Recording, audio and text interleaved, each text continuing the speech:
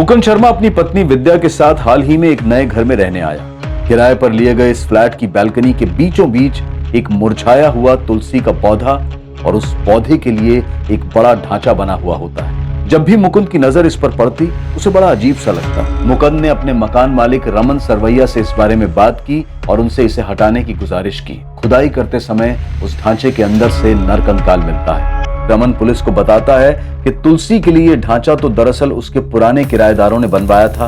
28 वर्ष का धर्मेश वाघेला और 24 वर्ष का हितेश सोलंकी, जिनका रिश्ता मामा भांजे का था। धर्मेश ने उन्हें चाबी सौंपकर घर खाली कर दिया। एक पड़ोसी लताबेन पुलिस को एक रहस्यमय लड़की के बारे में बताती है जो अक्सर धर्मेश और हितेश से मिलने उनके घर आती थी। ऐसा लग रहा था कि धर्मेश और हितेश कोई जुर्म करके भाग गए हैं। क्या उन दोनों ने आरती का खून कर दिया? क्या धर्मेश और हितेश ने मिलकर किसी का खून कर दिया है? अब आगे इस आरती को ढूंढो किसी भी तरह से, क्योंकि फोरेंसिक के मुताबिक जो कंकाल हमें मिला था वो किसी फीमेल का नहीं, मेल का है, मतलब आरती का नहीं। उन दोनों की तरह ये भी हमारे साथ लुका छुपी का खेल खेल रही है। हो सकता है इन तीनों ने मिलकर किसी और को मार दिया।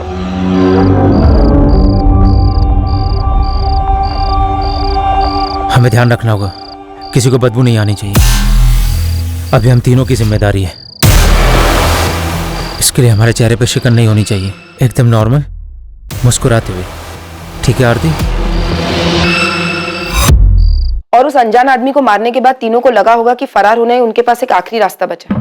इसके चांसेस बहुत ज्यादा है। मुझे लगता है हमें सबसे एक बार फिर से बात करनी चाहिए। हो सकता है किसी के जहन से कोई बात निकल गई हो। सर, ये मकान मालिक रमन हमसे कुछ छुपा रहा है। इसे पक्का कुछ पता है, हमें इससे बात करनी चाहिए। शायद इसको पता था कि तुलसी के पौधे के नीचे एक लाश छुपाई गई थी। हो सकता है इसे तुलसी के पौधे में पानी डलवाने की बड़ी चिंता थी। अरे ये तुलसी में पानी नहीं डालती क्या? देखो कितना सूख गया है। और हितेश और धर्मेश के गायब होने का फायदा उठाकर हो सकता है ये शायद अपने को जुर्म छुपा रहा है।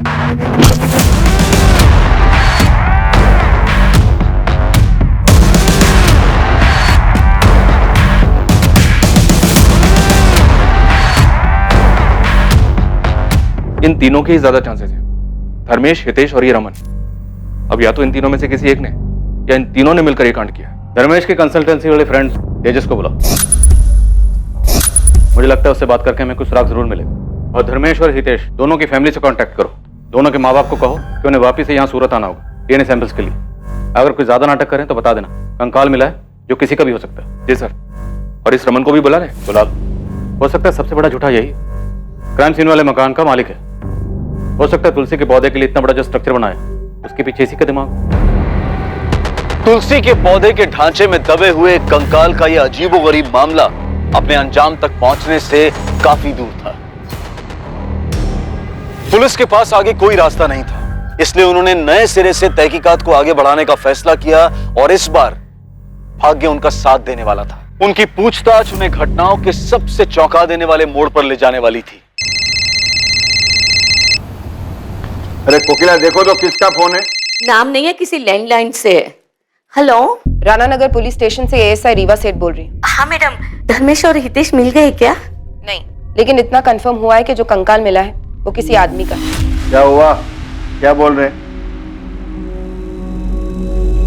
हेलो? हाँ मैडम, उनकी कोई खबर आई क्या? नहीं हसमुख जी, लेकिन उनके किराए वाले मकान से जो कंकाल मिला था इतना कंफर्म हो गया है कि वो कंकाल किसी आदमी का है। उस कंकाल के आइडेंटिफिकेशन के लिए हमें डीएनए टेस्ट करवाना पड़ेगा, जिसके लिए आपका और कोकिला जी का डीएनए सैंपल चाहिए। अरे पर हम क्यों सैंपल देंगे? हमारा क्या लेना देना है डीएनए से? देखो वो आदमी कौन है, क्या है, हमें क्या पता? देखिए हसमुख जी, अभी तक हमें भी नहीं पता चला है कि किसका मर्डर हुआ है, लेकिन पूरी संभावना है कि हितेश या धर्मेश दोनों में से एक हो सकता है। संभावना है? मतलब अभी तक तुम लोग संभावनाओं पर ही टिके हुए हो? अभी कुछ दिन पहले तुमने अंदाजा लगाया था कि वो दोनों मर्डरर है और आज तुम अंदाजा लगा रहे हो कि वो दोनों विक्टिम है। हम ये बात नहीं कह रहे हैं कि वो कंकाल धर्मेश और हितेश के ही हैं, वो किसी और के भी हो सकते हैं, पर ये बात कंफर्म करने के लिए हमें डीएनए टेस्ट करना होगा ताकि शक की कोई गुंजाइश ना रहे। रूटीन प्रोसीजर है। हम सूरत आ जाएंगे। Thank you so much.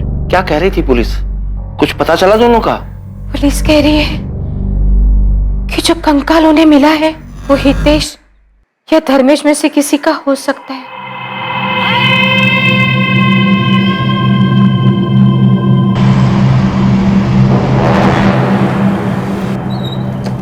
Dharmesh तुम्हारा दोस्त, तो उसने कुछ तो बताया होगा। दिमाग पे थोड़ा जोर डालो।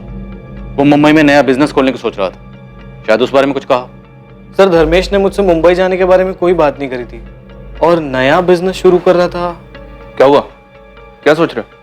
सर बात थोड़ी पुरानी है, पता नहीं आपके काम की है भी या नहीं। तेजस काम की है या नहीं है ये हम देखेंगे, तुम्हें जो भी पता है बताओ। सर एक बार धर्मेश ने मुझसे कहा था कि वो अपना फोटो स्टूडियो शुरू करना चाहता है। Dharmesh photo studio? हाँ सर, कॉलेज में उसने फोटोग्राफी का कोर्स भी किया था। फोटोग्राफी के बारे में तो हमें किसने कुछ नहीं बताया। सर 4 या 5 साल पुरानी बात है, जब उसने कंसल्टेंसी फर्म ज्वाइन करी थी तब उसने मुझे बताया था। सही है यार, तूने निकाला ये, बताया नहीं यार तूने कभी कि तू इतना बेहतरीन फोटोग्राफर है। इस फर्म में क्या कर रहा है तू? बाहर निकल, बहुत पैसा है फोटोग्राफी में। तुझे क्या लगता है मैंने ट्राई नहीं किया होगा? खुद का स्टूडियो था मेरा, कुछ करना चाहता था, सोचा था, बस जरूरी नहीं ना जो सोचे वो हो जाए। क्यों, ऐसा क्या हुआ? याद मत दिला। उस नरेंद्र को अपना पार्टनर बनाया, दोनों ने मिलकर साथ पैसों का जुगाड़ किया, स्टूडियो खोला, लेटेस्ट इक्विपमेंट डाले, सब अच्छा चल रहा था। फिर पता नहीं किसी ने उसके कान भर दिए, धोखा दिया उसने मुझे। काफी झगड़ा हुआ हम दोनों के बीच में, फिर खटास इतनी बढ़ गई स्टूडियो बंद करना पड़ा। तुम जानते हो इस नरेंद्र को? इसके बारे में और कुछ बताया था? नहीं सर, धर्मेश ने बताया था कि वो उसका कॉलेज का फ्रेंड है। सर धर्मेश ने अपने कंपनी वाले रेज्यूमे में अपने कॉलेज का नाम Shankar Mulchandani College of Arts and Commerce लिखा है। तेजस, जिस झगड़े का जिक्र धर्मेश ने किया था वो बड़ा झगड़ा था, मतलब मारपीट हुई थी? वो तो पता नहीं, पर इस बारे में बात करते समय बहुत उदास हो गया था वो। ठीक है, हो सकता है इन्फॉर्मेशन हमारे कुछ काम की, लेकिन अगर तुम्हें कुछ भी याद आए तो तुरंत हमें कॉन्टेक्ट करना। Okay sir. उसके कॉलेज में पता करें सर, हो सकता है ये धर्मेश नरेंद्र के बैच का ही हो। हाँ पता करो, अच्छा खासा बिजनेस था, हो सकता है कि नरेंद्र की वजह से हाथ से निकला हो। किसी बहाने से बुलाया नरेंद्र को वहां पर सालों पुरानी भड़ास निकालने के लिए। अब मुमकिन है कि वो स्केल्टन नरेंद्र का। पता करता हूँ सर। जी नरेंद्र नाम का एक स्टूडेंट था हमारा, धर्मेश वगेला की ही क्लास में था वो। 2011 में ही ग्रेजुएट हुए थे दोनों। कोई कांटेक्ट नंबर या और कोई डिटेल है आपके पास? कांटेक्ट नंबर तो नहीं है, लेकिन एड्रेस है उसका, वो देहरादून से ही था। ठीक है, एड्रेस दीजिए।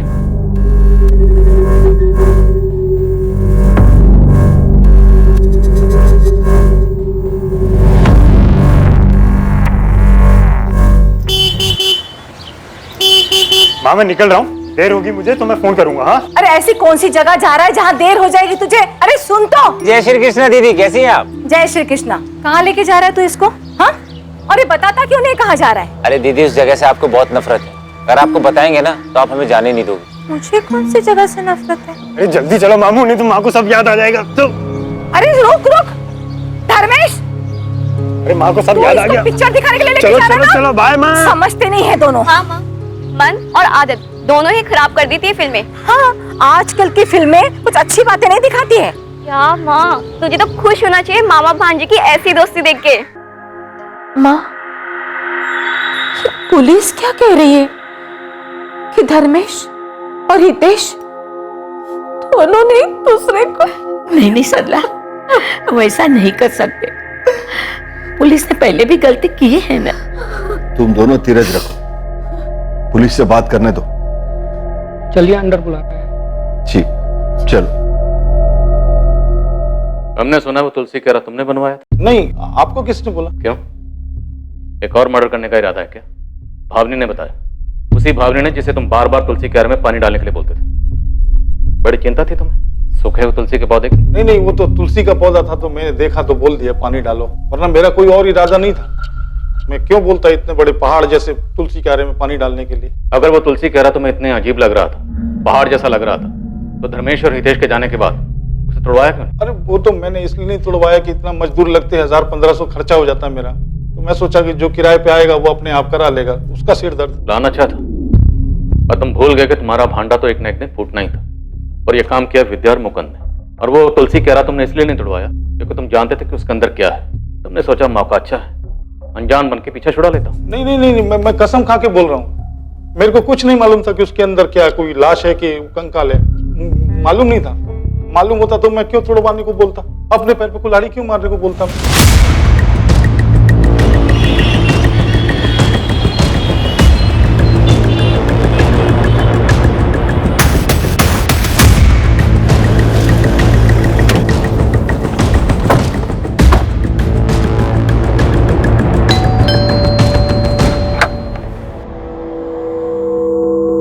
नरेंद्र वर्मा? जी मैं ही नरेंद्र हूँ। धर्मेश वागले को जानते हो तुम? सर मैं कैसे बताऊँ धर्मेश कहाँ होगा?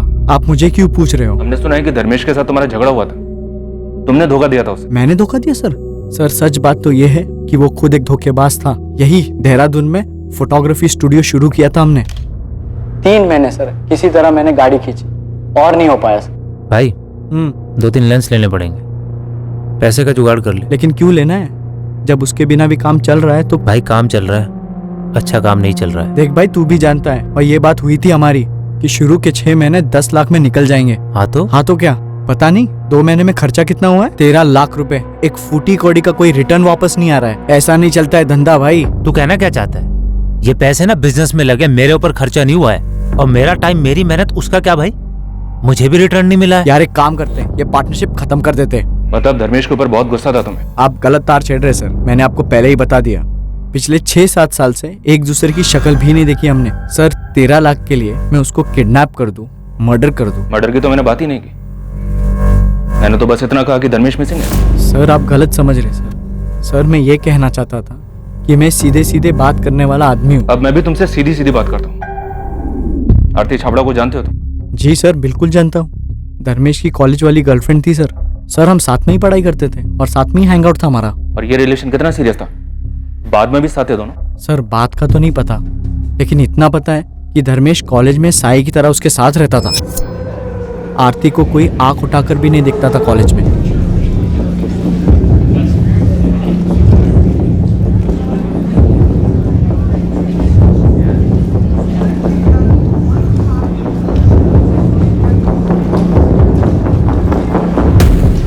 एक मिनट, क्या घूर रहा है? लड़की अनकंफर्टेबल हो रही है, दिखाई नहीं दे रहा है। ओ बॉडीगार्ड, तू जाना अपना काम कर। बंदी है मेरी वो, ऊपर से अकड़ भी दिखा रहा है। प्यार से समझा रहा हूँ ना, मत घूर। ओ बॉडीगार्ड, मैं तो घूरूंगा, तू क्या कर लेगा?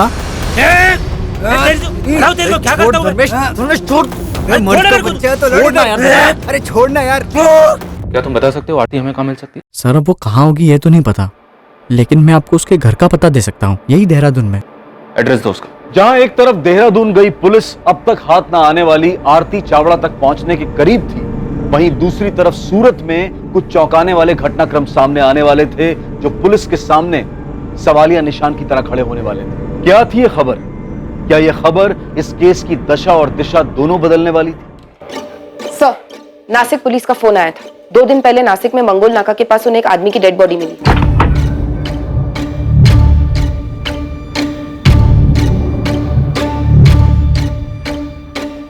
शायद अक्यूज जल्दबाजी में विक्टिम का आईडी प्रूफ निकालना भूल गया।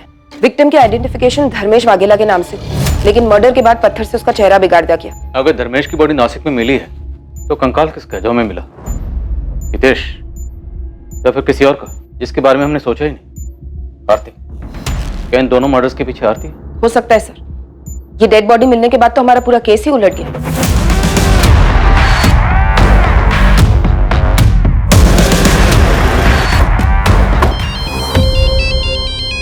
अरे वाह, बोलो। व्हाट? धर्मेश की डेड बॉडी मिली है? आरती के घर पहुंच गया हूं मैं, देखता हूं यहां से क्या मिलता है।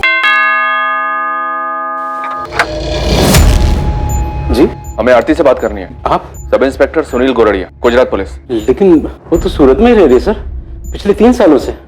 सूरत में किस जगह? धर्मा रोड के पास। आरती काम क्या करती है वहां? जी सर वो HR मैनेजर है। किसी धर्मेश को जानते हैं आप लोग? धर्मेश? नहीं सर। राजू, आपको नहीं पता? कौन है ये धर्मेश सर? धर्मेश आरती का बॉयफ्रेंड है। तुम्हें कुछ पता था इसके बारे में? नहीं जी, मुझे भी अभी पता चल रहा है। पर हुआ क्या सर? धर्मेश की डेड बॉडी मिली हमें, और उसका भांजा हितेश मिसिंग है। जिस घर में धर्मेश और हितेश किराए पर रहते थे, हमें पहले वहां कंकाल मिला, और अब धर्मेश की बॉडी। इन सबसे आरती का क्या लेना देना सर? भरत जी, आरती सूरत में एक ऐसी अकेली इंसान है जिसे धर्मेश और हितेश जानते थे। मैं आरती को फोन करता हूँ सर। नहीं, आप उसे कॉल नहीं करेंगे। उसका कॉन्टैक्ट नंबर और एड्रेस हमें दीजिए, और जॉब डिटेल्स भी। तो इसमें आरती की ही भलाई है। अगर हमारे यहां से जाने के बाद आप उसे इन्फॉर्म नहीं करेंगे तो। क्या? ये क्या बोल रहे हैं आप? हुआ? किसका फोन था? पुलिस बोल रही है कि धर्मेश की लाश मिली है। जी सर, आरती के पेरेंट्स तो बता रहे कि वो सूरत में ही है। उसका एड्रेस और फोन नंबर मिला है। रीवा गई है उसे उठाने उस एड्रेस पर। जल्दी।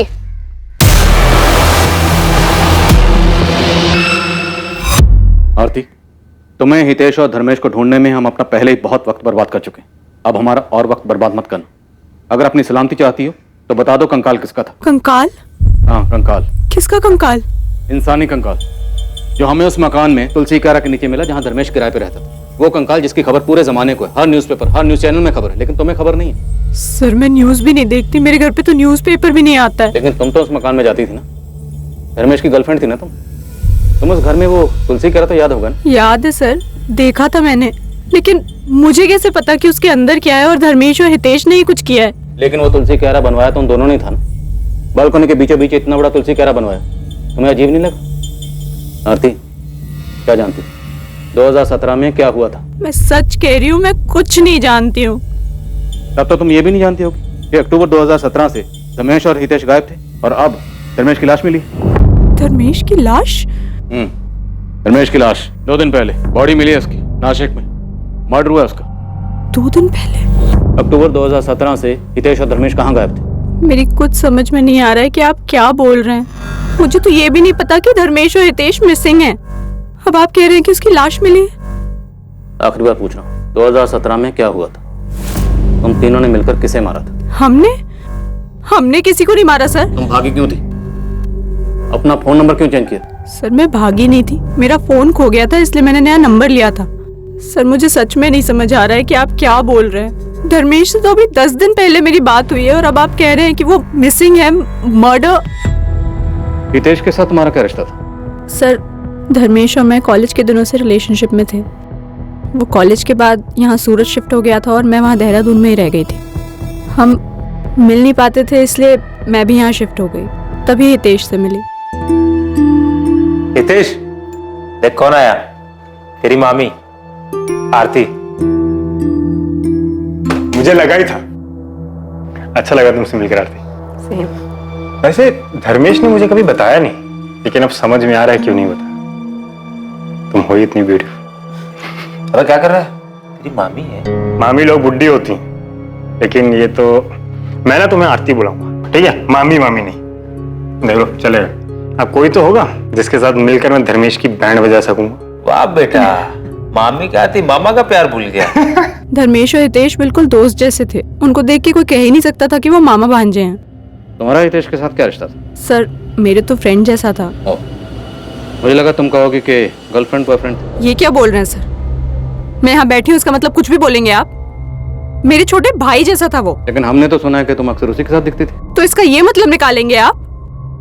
जरूरी है कि लड़की जिस भी लड़के के साथ दिखे वो उसका बॉयफ्रेंड ही हो? भाई या दोस्त नहीं हो सकता? बिल्कुल हो सकता, लेकिन भाई जैसा दोस्त अगर मिसिंग हो, बॉयफ्रेंड का मर्डर हुआ और जहां वो दोनों रहते थे वहीं तुलसी क्यारा के नीचे कंकाल मिले, तो चीजें इतनी आसान नहीं है। ये कहना मुश्किल है कि लड़की जिसके साथ घूम रही थी वो भाई था, दोस्त था, क्या था? सर मुझे सच में समझ नहीं आ रहा है कि मैं आपसे क्या बोलूं। धर्मेश ने अपना जॉब छोड़ा था कि वो अपना फोटो स्टूडियो स्टार्ट कर सके, और उसका फोटो स्टूडियो सेटअप होते ही हम शादी करने वाले थे। तुमने कहा कि 10 दिन पहले तुम्हारी धर्मेश से बात हुई थी। वो सिर्फ तुम्हारे कांटेक्ट में था, अपने घर वालों के क्यों नहीं? सर मुझे सिर्फ इतना पता है कि वो अपने फोटो स्टूडियो के लिए पार्टनर्स ढूंढने के लिए गुजरात और बॉम्बे में घूम रहा था। फिर अक्टूबर 2017 में उसने मुझे फ़ोन पर ही बताया कि उसने और हितेश ने वो घर खाली कर दिया है। फिर उसके बाद उन दोनों से मेरा कांटेक्ट टूट गया। मैंने 1 महीने तक फ़ोन किया लेकिन कोई बात नहीं कर रहा था। दोनों का फ़ोन स्विच ऑफ आ रहा था। फिर 1 महीने बाद धर्मेश का लैंडलाइन नंबर से फ़ोन आया। हेलो आरती, धर्मेश बोल रहा हूँ। कैसी हो तुम? कैसी हूँ मैं? कैसे छोड़ के गए थे तुम? कहाँ चले गए थे तुम धर्मेश? आई एम सॉरी आरती, वो मैं गुजरात से बाहर हूँ। स्टूडियो के लिए कुछ पैसे का जुगाड़ करने गया, बस उसी में लगा हूँ। इधर उधर भटक रहा हूँ। जैसे कुछ सेटल होता है तुम्हें बताता हूँ। और हितेश भी मेरे साथ है, तुम टेंशन मत लो। बिना बताए ऐसे कैसे चले गए? मिलके भी तो जा सकते थे ना। अच्छा मुझे अभी निकलना है, बाद में बात करता हूँ। Okay bye. उसके बाद पिछले 2 सालों में मैं और धर्मेश कभी कभी मिलते थे। हर बार वो एक अलग शहर से मिलने आता था। फिर 1 महीने पहले जब मैं और धर्मेश मिले तो उसने बताया कि वो मुंबई सेटल हो गया है। तूने नोटिस किया वो कभी कुछ परेशान रहा हो? परेशान तो था सर, पर मुझे लगा कि वो अपने बिजनेस के लिए पैसे जुटाने में परेशान है। इतने दिनों तक हितेश से तुम्हारी कोई बात नहीं हुई सर। शुरुआत में 1-2 बार धर्मेश से पूछा था मैंने, पर उसने कहा कि वो अपने मेरठ वाले ट्रैवलिंग जॉब में बिजी है। तुम्हें धर्मेश ने जो बताया तुमने मान लिया? पुलिस को बेवकूफ समझती हो क्या? सर मैं किसी को बेवकूफ नहीं समझती। धर्मेश ने जो बोला मैंने यकीन कर लिया, और हितेश का नया नंबर भी नहीं था मेरे पास, और हितेश चाहता तो वो भी मुझे कांटेक्ट कर सकता था, पर ऐसा नहीं हुआ। ठीक है तुम जा सकते, लेकिन शहर छोड़कर कहीं मत जाना।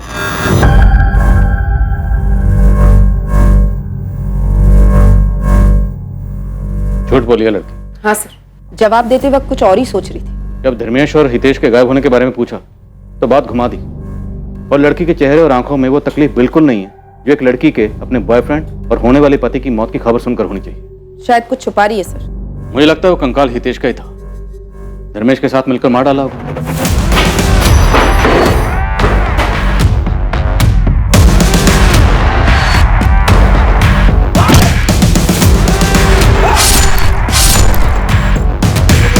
अब क्यों मारा, क्या वजह थी, ये हमें ये आरती बता सकती है।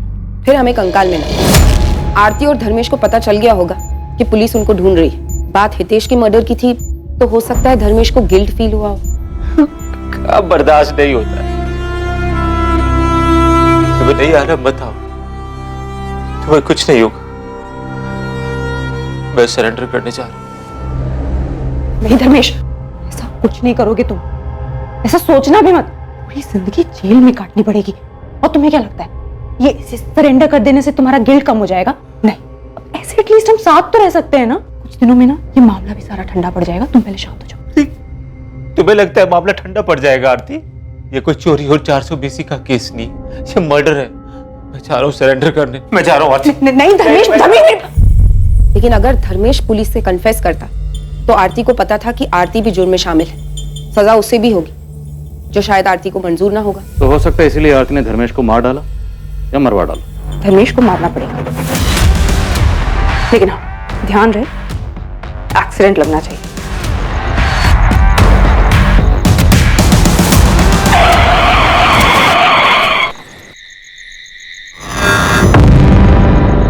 ऑफिसर, डेथ एक्सीडेंटल है और उसके बाद चेहरा बिगाड़ा गया किसी पत्थर से। ये एक्सीडेंट में खराब हुआ चेहरा नहीं है, तो शायद ये एक मर्डर केस हो सकता है जिसे एक्सीडेंटल डेथ के तौर पे प्रेजेंट करने की कोशिश की गई है। चेहरा बिगाड़ा गया मतलब साफ है, डेफिनेटली मर्डर है। वही तो सर, अगर आरती का प्लान धर्मेश को मारने का था तो फिर चेहरा क्यों बिगाड़ा? ताकि बॉडी की शिनाख्त ना हो पाए, हम किसी नतीजे पर ही नहीं पहुंच पाए। हम धर्मेश को ढूंढते रहते और धर्मेश हमें कभी मिलता ही ना, और ये आरती हमारे सामने बेचारी गर्लफ्रेंड की एक्टिंग करती रहती। हमें यही कहती कि मेरा प्रेमी मुझे धोखा देकर भाग गया और मर्डर कर दिया उसने, और हमें भी यही लगता कि बेचारी गर्लफ्रेंड कितना सच बोली, जबकि उसका असली सच हमारे सामने कभी ना आता। सर, हमने कहीं आरती को छोड़कर गलती तो नहीं कर दी? अगर ऐसा है तो वो भाग भी सकती है। The number you have called is currently switched off.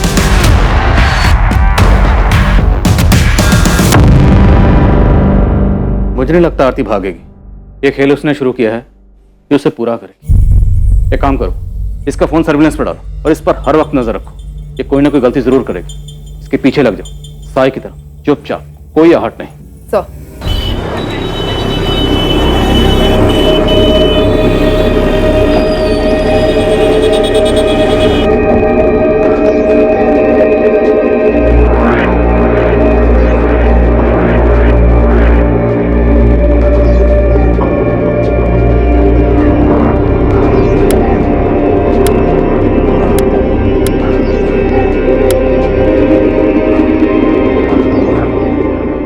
जो बॉडी नासिक पुलिस को एक्सीडेंट साइट से मिली थी, उसकी शिनाख्त के लिए धर्मेश की फैमिली को बुलाया गया। चेहरा बिगड़ा होने के बावजूद कोकिला वाघेला ने अपने बेटे धर्मेश की लाश को पहचाना। डीएनए के सैंपल्स लेने के बाद पुलिस ने धर्मेश की बॉडी को उसकी फैमिली को हैंडओवर कर दिया। उसका अंतिम संस्कार हुआ। पुलिस भी वहां मौजूद थी और उनकी नजर आरती पर भी गई, जो फैमिली से दूर अखड़ी थी। उसके चेहरे पे तो साफ दिख रहा था कि वो दुखी है, लेकिन धर्मेश की मौत की संजीदगी उसकी आंखों में नहीं झलक रही थी।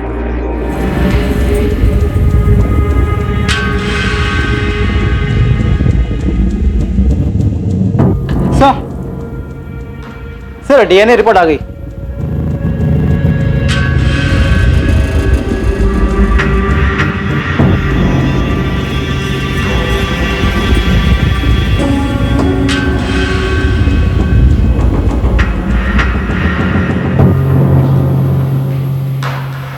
मेरी तो कुछ समझ में ही नहीं आ रहा है कि सब क्या हो रहा है। कौन मारेगा धर्मेश को? और ये हितेश कहाँ चला गया? अपने मामा के अंतिम संस्कार में भी नहीं आया। क्यों भाग रहा है ये हितेश? कहीं इसने तो धर्मेश को नहीं मारा? माँ, आपको ऐसा लगता है कि वो दोनों मर्डर कर सकते हैं? मैं नहीं मानती कि धर्मेश मामा और हितेश भैया एक दूसरे के साथ ऐसा करेंगे। जरूर उनके साथ कुछ गलत हुआ है। बस एक बार हितेश भैया मिल जाए।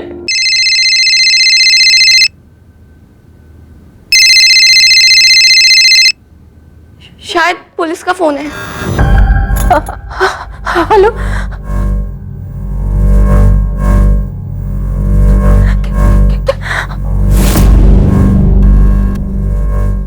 माँ, क्या हुआ माँ? बोलो माँ। सरला, क्या कह रही थी पुलिस? कंकाल हितेश का ही है। कंकाल की आइडेंटिटी के खुलासे ने केस को पलट कर रख दिया था।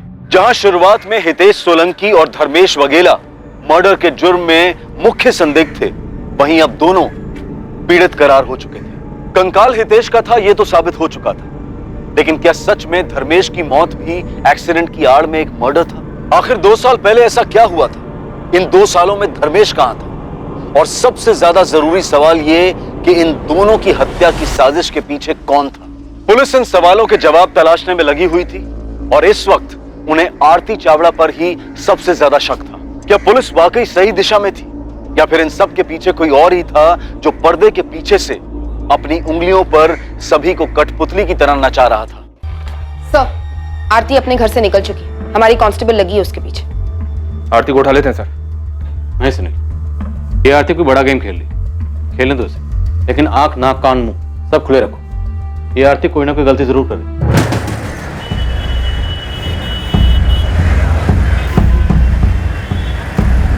The number you have called is currently switched off.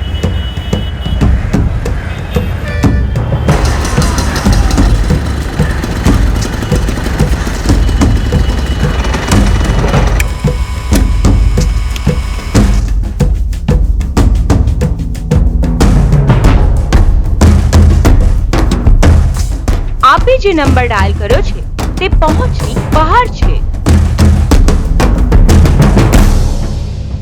पिछले कुछ दिनों से काफी परेशान हूँ। मैंने पूछा भी, लेकिन कुछ बताती ही नहीं है। चुप छुपाकर किसी के साथ फोन पर बात करती है क्या? सर, किसी से बात होती है या नहीं होती ये तो मुझे नहीं पता, लेकिन मैंने उसे बार बार फोन करते हुए देखा है। कभी उदास हो जाती है और ज्यादातर चिड़चिड़ी रहती है। कोई अंदाजा है आपको कौन है वो जिसे फोन करती है? नहीं सर, इससे ज्यादा कुछ नहीं पता।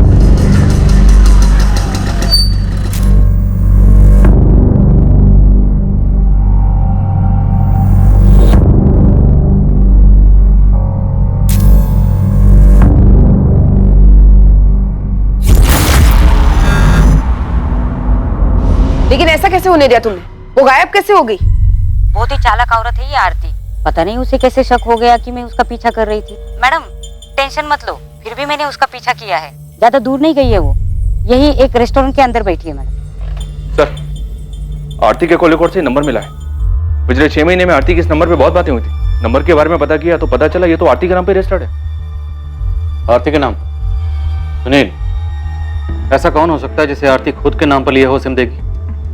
उसका बॉयफ्रेंड धर्मेश? पक्का हो सकता है सर। सर, कांस्टेबल सपना का फोन आया था। उसने आरती को किसी आदमी के साथ एक रेस्टोरेंट में देखा है। एक लड़का था सर, काफी लंबी बात हुई। आरती उस पर चिल्ला रही थी। वो पैकेट जो एटीएम के बाहर सपना ने देखा था आरती के हाथ में, वो आरती ने उसे दिया और फिर आरती निकल गई वहां से। कौन था वो? वो तो पता नहीं चला सर। सपना ठीक से शक्ल नहीं देख पाई। वो पीछे से रेस्टोरेंट के किचन डोर से बाहर निकल गया। ये वही आदमी है सर जिसे आरती ने धर्मेश को मारने के लिए हायर किया था।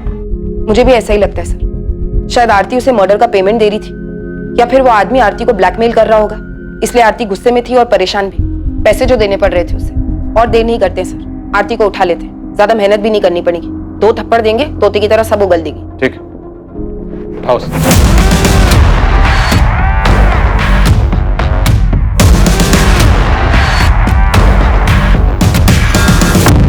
तो तुमने धर्मेश को मरवाया। जिस शख्स से मरवाया उसके मुंह में पैसे ठोसे थे, लेकिन वो तुम्हें ब्लैकमेल कर रहा है, इसलिए आजकल इतनी परेशान हो। लेकिन जितनी परेशान आजकल हो तब तो नहीं थी जब धर्मेश की मौत की खबर तुम्हें सुनाई थी। गर्लफ्रेंड थी, दोनों के बीच में प्यार मोहब्बत था, फिर भी धर्मेश की मौत की खबर सुनकर तुम हैरान जरूर हो, लेकिन तकलीफ नहीं मिली। तुम्हें आइडिया है कि क्या हुआ होगा। तुमने और धर्मेश ने मिलकर हितेश को मार डाला, लेकिन जब हितेश का कंकाल मिला धर्मेश घबरा गया, डर गया, वो सरेंडर करने की बात करने लगा। अब तुम्हें लगा कि अगर धर्मेश ने सरेंडर कर दिया, उसने अपना जुर्म कबूल कर लिया, तो तुम भी लपेटे में आओगे, इसलिए तुमने धर्मेश को मरवा डाला। बोलो, तुमने और धर्मेश ने मिलकर हितेश को क्यों मारा? तुम्हारे धर्मेश और हितेश के बीच में क्या हुआ था? अपने आप मुंह खोलेगी या जबरदस्ती करनी पड़ेगी? धर्मेश को कैसे और क्यों मारा? बताती हूँ। सर, मैंने किसी को नहीं मरवाया। जैसा आप सोच रहे हैं वैसा बिल्कुल नहीं है। मेरा किसी के मर्डर में कोई हाथ नहीं है। तो किसका हाथ है? गोल गोल मत घुमाओ, सीधा मुद्दे पे आओ। धर्मेश का है। धर्मेश का? तो तुम्हारी ये लव स्टोरी मर्डर मिस्ट्री में कैसे तब्दील हुई? तुमने और धर्मेश ने मिलकर हितेश को क्यों मारा? सर, मैंने किसी को नहीं मारा। इनफैक्ट मुझे तो ये भी नहीं पता था कि वो आप लोगों से छुपकर यहाँ वहाँ घूम रहा है। फिर उस दिन जब आप लोगों ने बताया कि उसकी लाश मिली है तो मैं खुद शॉक में थी। मेरी अभी तो उससे बात हुई थी। अभी बात हुई मतलब? सर, उस दिन जब आपने मुझे बताया कि धर्मेश की लाश 11 तारीख को मिली, और मेरी खुद उससे फोन पे 12 तारीख को बात हुई। धर्मेश जिंदा है तो वो कौन था जिसकी बॉडी नासिक में मिली? तुमने और धर्मेश ने मिलकर किसे मारा? सर, मैंने किसी को नहीं मारा। किसने मारा? सर, मैंने किसी को नहीं मारा। मुझे तो खुद समझ नहीं आ रहा है कि ये सब क्या हो गया है। तो ये सब कुछ तुमने उस दिन क्यों नहीं बोला पुलिस स्टेशन में? क्योंकि प्यार करती हूँ मैं उससे। मैं खुद पूछना चाहती थी, उसके मुंह से सुनना चाहती थी कि उसने आखिर किया क्या है। उस दिन यहाँ से निकलने के बाद मैं उसका फोन ट्राई कर रही थी, लेकिन उसका फोन बंद आ रहा था। इसी बात की तसल्ली करने के लिए मैं उसके अंतिम संस्कार में भी गई। आखिर वो बॉडी है किसकी? धर्मेश की तो नहीं है। कल सडनली उसका मुझे फोन आया, तो मैंने उसे मिलने के लिए कहा। पैसे लाई हो? हाँ, लाई हूँ। और हितेश कहाँ है? कुछ बोल क्यों नहीं रहे हो? कहाँ है हितेश? और वो कंकाल किसका था? कुछ तो बोलो। पुलिस मुझे परेशान कर रही है। मैंने भरोसा किया है तुम्हारा, प्यार करती हूँ तुमसे। क्या किया है तुमने? प्लीज बताओ। बहुत बड़ी गलती हो गई। कैसे बताओ? मैंने हितेश को मार दिया। वो कंकाल भी हितेश का है। तो पुलिस जो बोल रही है वो सच है? इन्हीं हाथों से मारा हितेश को, और कोई रास्ता नहीं बचा था। उसे मारने के बाद मैं बहुत डर गया था। समझ ही नहीं आ रहा था कि उसकी डेड बॉडी के साथ क्या करूं। फ्लैट से बाहर तो बिल्कुल नहीं ले जा सकता था उसको। फिर मेरी नजर हितेश के बनाए उस बड़े से तुलसी क्यारा पर पड़ी।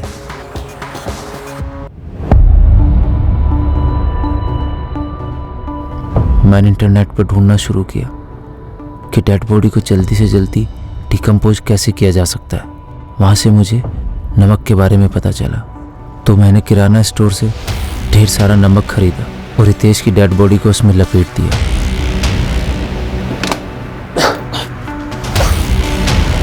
फिर मैंने हितेश की बॉडी को अपने ही हाथों से दफना दिया।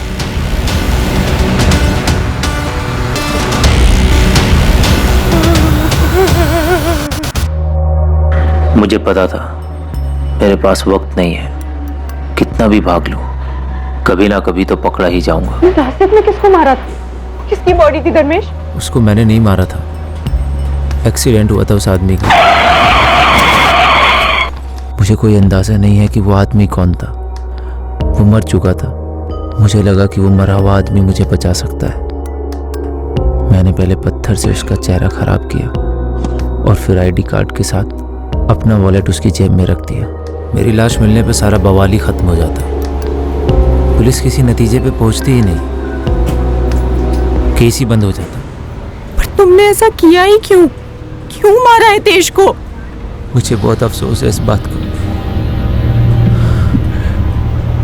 बहुत बड़ा पाप हो गया मुझसे। हम यहाँ से भाग चलते हैं कहीं दूर, बहुत दूर। मैं जानता हूँ मुझसे जो हुआ है उसे भुलाना बिल्कुल भी आसान नहीं।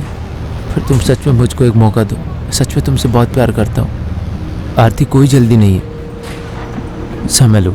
जब तुम्हें जवाब देना है तब देना, मैं कॉल करूँगा। धर्मेश ने तुम्हें पूरी राम कहानी तो सुना दी, पर यह नहीं बताया कि उसने हितेश को मारा क्यों। नहीं बताया, नहीं बताया। आरती ने जो पुलिस को बताया, क्या वो वाकई में सच था? क्या सच में धर्मेश ने अपने जिगरी दोस्त, अपने भांजे हितेश की हत्या की थी? क्या धर्मेश ने इस हत्या को अकेले अंजाम दिया था, या फिर कोई और भी इसमें शामिल था? शायद सच सामने आ चुका था, लेकिन इस हत्या का मकसद अब भी एक राज ही था, जिसे केवल धर्मेश जानता था, और वो अब भी फरार था।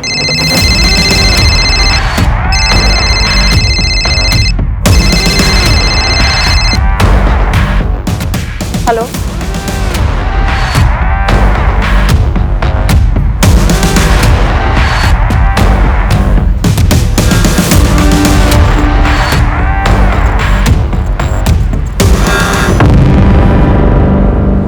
थैंक यू आरती आने के लिए।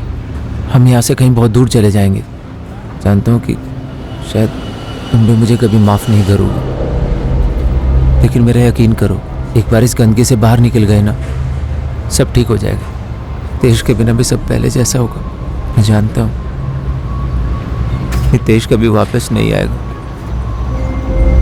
पर मैं वादा करता हूँ पूरी जिंदगी प्रायश्चित पे गुजार दूंगा। प्रायश्चित तो तुम्हें पूरी जिंदगी करना ही है, ज्यादा दूर नहीं, यहीं सूरत की जेल में। चले, अब चोर सिपाही का खेल बहुत हो गया। अब बस, इससे पहले कि मेरे सब्र का बांध टूटे और तेरी हड्डी पसली तोड़े, सब कुछ सच सच बोल दे। मुझे बहुत अफसोस है, मैंने अपने दोस्त जैसे भांजे हितेश को मार डाला। धर्मेश, तू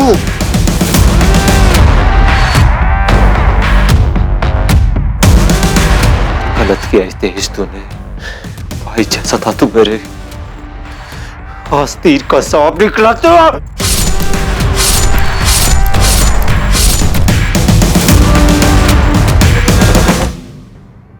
मेरी मजबूरी थी, नहीं मारता तो क्या करता। तो ऐसी कौन सी मजबूरी थी जो अपने बेस्ट फ्रेंड को मार डाला?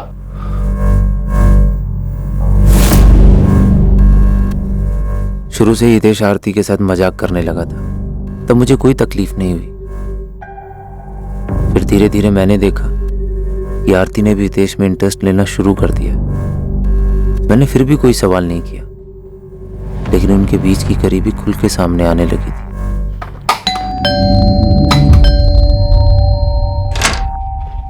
हेलो, तुम यहाँ? बताया नहीं तुम यहाँ आने वाली थी। ऐसे ही चली आए, घर पे इतना बोर हो रहा था तो मैंने सोचा यहाँ आके हितेश के जोक सुन लेते। चल।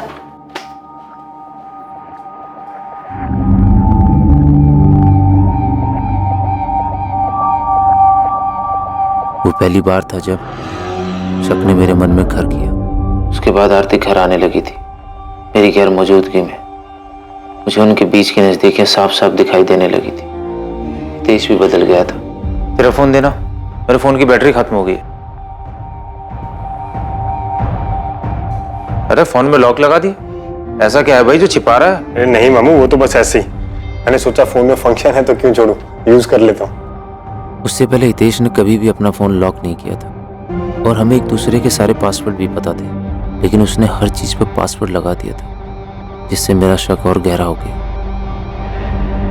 अचानक मेरे दिमाग में वो सब आने लगा। उन दोनों ने मेरे पीठ पीछे क्या गुल खिलाया होगा। मुझे रात को नींद नहीं आती थी। फिर अंदर गुस्सा भर गया था, नफरत हो गई थी मुझे हितेश से। उसने आरती पे बुरी नजर डाल के दोस्ती का बहुत बड़ा इम्तिहान लिया। हम दोनों के बीच में भाईचारा भी खत्म हो गया था। तो तुमने कौन सा रिश्ता निभाया? मामा होकर सगे भांजे को मार डाला? हाँ,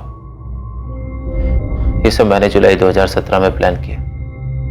मैंने हितेश को बोला कि रमन को जाके बोले कि घर खाली करना है, और उसी दौरान मैंने अपने ऑफिस में भी रेजिग्नेशन दे दिया। उसके बाद मैंने हितेश को मार दिया और उसकी बॉडी को 2 महीने दफनाने के बाद तक मैं वहीं रुका, ये देखने के लिए कि कोई स्मेल तो नहीं आ रही। और इसी दौरान मैंने ये भ्रम फैलाया कि हितेश जिंदा है, किसी को कोई शक ना हो। उसके फोन से उसके पेरेंट्स के साथ मैसेज पे बात करता रहा। उसके बॉस को भी मैसेज मैंने ही किया। तो हितेश को मारकर आरती तुम्हें वापस मिल गई? मेरी सबसे बड़ी भूल थी, दोनों के बीच में कुछ नहीं था। हमें तो ये पता है, लेकिन तुम्हें कब यकीन हुआ कि उन दोनों के बीच में वाकई कुछ नहीं था? हितेश की मौत के काफी दिनों के बाद मैं आरती से मिला। उसने हितेश को लेके कुछ ज्यादा सवाल नहीं किए, मुझे लेके परेशान थी, और उसे मुझ पर भरोसा भी हो गया था। तब मुझे यकीन हुआ उससे बहुत बड़ी भूल हो गई। भूल नहीं, तुमने मर्डर किया। महज शक की बुनियाद पर तुमने किसी की जान ले ली। तुम कह रहे हो तुमसे भूल हो गई, और मुझे पूरा यकीन है कि तुम्हें सख्त से सख्त सजा देने में कानून कोई भूल नहीं करेगा।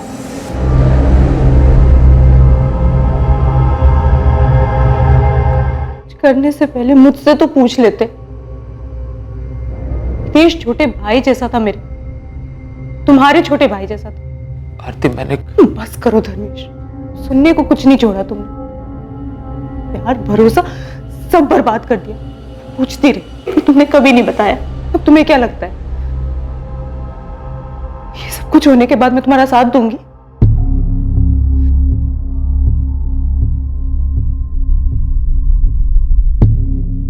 धर्मेश पर 2 केसेस के चार्जेस लगे। पहला हितेश की हत्या के लिए, और दूसरा उस अनजान लाश को अपनी आइडेंटिटी देकर पुलिस को गुमराह करने के लिए। जलन और शक की भावनाएं जहर की तरह से फैलती हैं, और वो इंसानी दिमाग के हर कोने को दूषित कर देती हैं, हर जागरूक विचार को नष्ट कर देती हैं, और नतीजा ये होता है कि मन में सिर्फ नफरत ही जिंदा रह पाती है। इसके वश में आने से न केवल रिश्तों में जहर घुल जाता है, बल्कि कई बार इस घटना की तरह अंजाम भयंकर भी साबित हो सकता है। मामा और भांजा होने के बावजूद हितेश और धर्मेश में सगे भाइयों से भी बढ़कर रिश्ता था, पर धर्मेश की तरफ से सिर्फ एक बेवजह की जलन ने उसके मन में शक का बीज बो दिया, जो आखिर में उसे हितेश का खून करने की साजिश तक ले गया। आरती और हितेश से बातचीत करके चीजों को स्पष्ट करने या अपने रिश्ते पर भरोसा करने की बजाय उसने जलन और बदले का आसान रास्ता चुना। अक्सर जुनून में आकर किए गए गुनाह हत्या करने की अहम वजहों में से एक, और ये ज्यादातर पल भर की नफरत का नतीजा होता है। इन हालात में हमें रुककर सुलझे दिमाग से सोचना चाहिए और परिस्थितियों का हल निकालने की कोशिश करनी चाहिए। हो सकता है कि सिर्फ संयम बरतने से ही आपराधिक घटनाओं की दर में काफी ज्यादा कमी आ जाए। अब मैं अनूप सोनी आपसे विदा लेता हूं, और हमेशा याद रखिए, क्राइम और आपके बीच में सिर्फ इतना फर्क है कि आप कितने सतर्क हैं। सतर्क रहें, सुरक्षित रहें। जय हिंद।